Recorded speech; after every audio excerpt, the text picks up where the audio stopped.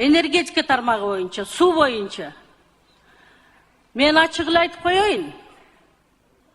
Баткен, Жалалабад, Ош облысында жерлеріміз тарып кетті, шекараны шешеміз дегеннен кейін. Білесіңер бе, қаншалық километрлер тысячи кетіп атады. Ошон үчүн абайлағыла. Бұл мәселеде өтө қатты тұрғыла. Мен дағы бір нәрсе бойынша айтып қойайын. Қамбарата бірді, урматтуу Акылбек Үсөнбекович, могу жерде сүйлөп кеттиңиз. Балким кошуна өлкөлөр менен салабыз деп. Билесиз да, сиз кайсы бийлик менен гана иштеген жоксуз? Кайсы бийлик менен гана иштеген жоксуз? Сиз канча президентти кетирдиңиз?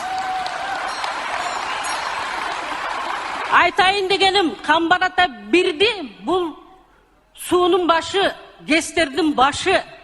Эгерде кайсы өлкө менен салам деп атасыңар, Өзбекстан менен, башканы мененби, анда бизди эгемендүүлүк өлкөдөн ажыратып коесуңар.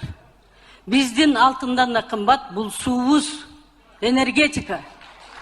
Ошон үчүн бул оюңардан кайткыла деп айткым келип атат. Анан коррупция менен күрөшөбүз деп атасыңар, Садыр Нуркожоевич, күрөшүп атасыңар. Кана, министр энергетика, могу жерде отурат Камчы Кыдыршаевич, көрүп калдым. Ушул жердеби?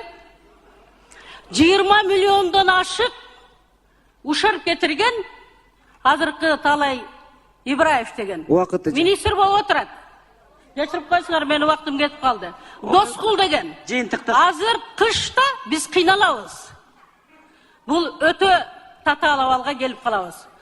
Ошон үчүн мен айтайын дегеним, коррупция менен күрөшсөңөр, анда депутаттарды коркутпай, өзүңүздүн командаңыздан баштаңыз, Садыр Нуркожоевич.